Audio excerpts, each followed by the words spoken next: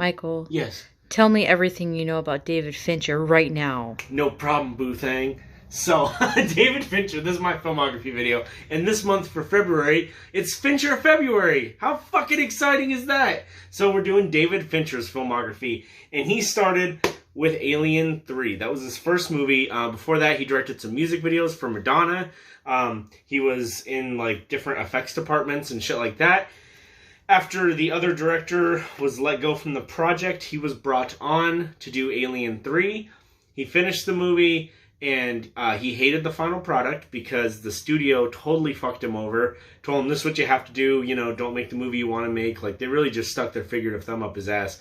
And he was pissed off, and actually, after this movie, he didn't even know if he ever wanted to make another movie again. He kind of went back to what he was doing before, making music videos, that kind of thing. If I'm not mistaken, I think he was in the effects department on Return of the Jedi, but I could be wrong.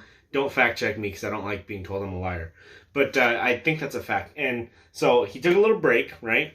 And then he went and did Seven. Seven is a great movie. If you haven't seen Seven, it's one of the most essential murder mysteries of all time.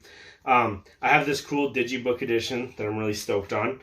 But Seven is a great, great movie. It was, I believe, the first time he worked with... hold on. Oh, no, I was wrong, but I'm really glad I checked. I thought that he worked with Trent Reznor for the first time on this, on the music, but he didn't. But I'm pretty sure Nine Inch Nails has a song in the beginning. There's some Trent Reznor involvement. But anyways, great film. It's about the 7 deadly sins and a murderer that is killing people according to them. The really cool thing about this movie is that you never see the actual murders or anything take place. It's always them going to the crime scene and you seeing like the aftermath, and it makes it endlessly more disturbing that way. So this is probably one of my favorite David Fincher movies. I'd say this is like top 3, probably number 3. So I was wondering if you guys are interested in me doing like a ranked after I do a filmography where I rank the director's films. Let me know, because I might do that for Quentin and I might do it for David Fincher. Just let me know. But I really, really like this movie. I think Brad Pitt and Morgan Freeman do an excellent job in this movie. I think one of the standouts about this film is how well it's shot and how meticulous the shots are. Also, just how, like, the cinematography is really, really good. And that's something that's a strong suit with every single David Fincher movie. So, after that, he makes The Game in 1997. He does this Michael Douglas. David Fincher kind of described this movie as his take on a comedy. And it is a little comedic the way it like amps up and up and up. But overall, it's more of a thriller in my opinion. It's a really, really good movie. My wife actually recommended it during a Criterion sale. She was like, wow, you haven't seen The Game? You's a little bitch. And I was like, no, I'm not. And I bought it and I watched it. And I'm not a bitch no more. But this is a great movie. It's really, really tense. And like the whole time you're watching it, you just kind of like... I don't know, it makes you feel like you're right there with the character. You don't know what the fuck is going to happen next, and you're just as tense as he is in a lot of ways. Again, really well shot, cinematography, absolutely beautiful, great, great film. Then he makes Fight Club, based on the book by Chuck Palahniuk. I think I'm pronouncing that correctly. I was obsessed with this movie for the longest time. And this is easily my favorite David Fincher movie. This is such a great movie. I'm pretty sure I've talked about this movie on this channel more than a few times. But yeah, great movie. Everybody's seen Fight Club. If you haven't seen it, you owe it to yourself to see it. It is not just dudes in a basement punching each other. There's like a lot more substance here. Again, super well shot. I'm going to say this about every David Fincher movie. Brad Pitt and Edward Norton, amazing performances. Helena Bonham Carter has a great performance as well. And this is just a really, really smart movie. Really, really great story. It's like 2.5 hours, but it flies right by, and it's got some great dialogue, too, just between the two characters. Love Fight Club. I'm pretty sure that's my favorite David Fincher movie. After that, we get Panic Room. And this one has never gotten a Blu-ray release, never gotten a 4K release. I don't know why. I don't know if there's rights issues or something like that. I know for a while, Sony had announced that they were going to do a release, and then it just never happened. So I'm not sure what's going on, but Panic Room is probably his most underrated out of all of his movies. If you say Panic Room is weak, you're fucking weak, my friend. Because Panic Room rules. It's a great home invasion movie. It's not quite up to snuff. I would say this is David Fincher's worst movie, but David Fincher's worst movie is better than most movies.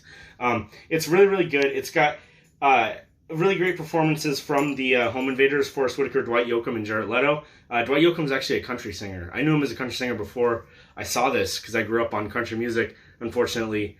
And I remember I saw this at the drive-in. I was like, yo, Ma, is that fucking Dwight Yoakam? And she's like, don't say fuck, you little bastard. No, it didn't happen. None of that happened. But anyways, Panic Room is a really, really good movie. Like it a lot. I would like to rewatch it. I haven't watched it since I was a lot younger, so I'd like to give it another watch. But I remember it being fucking fantastic. Okay, so after that, get in there, you fuck. After that, we got Zodiac. Now, I just recently saw Zodiac. This was the only David Fincher movie that I still needed to see. And wow, was I fucking wasting my life not seeing Zodiac. It's so good. It's amazing how accurate he made this movie. How dedicated he was to accuracy. He even filmed some of the murder scenes at the actual place where the murders took place. And even, you know, he had survivors of the crimes that would tell him, like, oh, there's a tree over there, a tree over there. And, you know, times change, stuff like that. So, like, maybe the tree that was there wasn't there. They would truck in the trees and put them where they used to be. Like, they had to, it's in Northern California, they had to truck in an oak tree that used to be there and implant it and all that kind of stuff just so he could make it so it looked exactly like it did the day of that murder in real life. Maybe that's too morbid for some people. They're like, oh, wow, why would you go to that length? Like, you know, you might trigger people or whatever. I think that's just insanely perfectionist filmmaking. I think it's really impressive. But the movie itself is amazing. Some people have complained it's a little overly long. I don't think so. It flew by for me, but I'm really tolerant of slow movies. I actually really like a slow burn. So for me, it was pretty perfect. This is another one that I would put at the top of my David Fincher list. I don't know. I'd have to really think about my rank because every movie he does is really great. I don't hate Alien 3 as much as everybody says. So I don't know. But Zodiac, great movie. I think it should have gotten nominated for an Oscar, but it didn't because the Academy can suck where? My balls. Next, he made The Curious Case of Benjamin Button. Now, I see this one gets some hate too, and I don't understand where the hate comes from. Like, they say it's a little bit corny. It's a little bit corny, but I've also heard it compared to Forrest Gump, and it makes sense because the writer Eric Roth also wrote Forrest Gump. But I think this is a really, really great movie. It's probably down. Like, if I'm doing a ranking, I'm probably going number 10, Panic Room, and number 9, Curious Case of Benjamin Button. But I think it's a great movie. I think the special effects are really good, like the old person makeup and stuff. It's about a guy who ages in reverse, and there's a love story. It is kind of your typical Oscar bait kind of a movie, but it's also directed by David Fincher, and you can really tell. And I would watch a David Fincher Oscar bait movie any day. So then we got The Social Network. Now, they first announced this movie, and I thought, wow, my boy David Fincher is going to make a fucking Facebook movie? How are you going to make a movie based on Facebook? Way to shut my ass up. He goes and makes one of the best movies of all fucking time. The dialogue is so good in this movie. What's his name? The guy, Jesse Eisenberg, playing Mark Zuckerberg. Flawless casting. This is a great movie. The writing by Aaron Sorkin, top notch. I think it definitely won Best Screenplay. I think he got Best Director, but I'm not sure. And if he didn't, he should have. But this is a really, really good movie. Don't just tell people, like, oh, this is a Facebook movie. Like, it's about Mark Zuckerberg. I don't know how accurate it is, but I know it was accurate enough to piss Zuckerberg off and make him leave the theater pissed. So, make of that what you will. This is a great movie. After that, he made The Girl with the Dragon Tattoo. This is a really good movie. I've only seen this twice. Once in theaters, and once when it first came out on Blu-ray. Wow. What a movie, but also what a hard-to-watch movie. This movie has a lot of really unsettling, potentially triggering things, but also really good, like, revenge, too. Like, you see really bad shit happen to this girl, but then you see it, you know, she takes it into her own hands, and you're like, yeah, you go, girl. Fucking kick that dildo into that dude's butt. Spoilers, sorry. Great fucking movie. You gotta watch this. It's a really good movie, kind of a murder mystery. Daniel Craig is awesome in it. Rooney Mara is great as the titular girl with the dragon tattoo. But yeah, actually, I want to watch this one again. I remember the opening sequence is fucking outstanding. With the, I forget what song it is, but it's, the opening credits are really cool CGI stuff. Great movie. I've only seen it twice. I want to watch it again. Then, Gone Girl in 2014. Gone Girl is another really great movie. Say it with me. Super well shot. Great cinematography. Really well acted, too, by Ben Affleck. I think Ben Affleck is hit and miss a lot of the time, but he's really good in this movie. It's kind of like a breakup movie, but like amped up to 11. You want to talk about crazy people? This movie's really, really good. Again, more towards the top of my list, I would say. This one's really, really good on repeated rewatches too. Neil Patrick Harris is in it, and I think Neil Patrick Harris is funny, but in this movie, he was not very funny. And what happened to him did not have me laughing. This is a great movie, though. You should definitely check it out. And that's the last of my collection. However, he just recently directed the Netflix film Mank. Hasn't come to any physical media.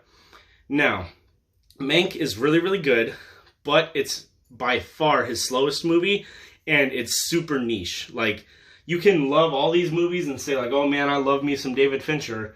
But if you don't care about old movies or Citizen Kane or anything like that, you are going to be totally alienated and you are not going to enjoy Mank. But if you like classic films, you're interested in the true story of the behind the scenes of the writers of Citizen Kane, I think it's a really good movie. Even if you don't like the movie, I think you have to agree with me that his attention to detail and authenticity for filming in that time period is absolutely amazing. It's filmed like a 30s, 40s movie. So I was super impressed by that. It probably would be lower on my David Fincher ranking, but again, not to say it's a bad movie. So that's where we're at right now as of 2021. That's the David Fincher filmography. Hopefully you guys enjoyed it. Hopefully I didn't nerd out too much. Hopefully it's a great video and you like, subscribe, share it with your friends, comment your comment in the comments, and yeah, that's the video.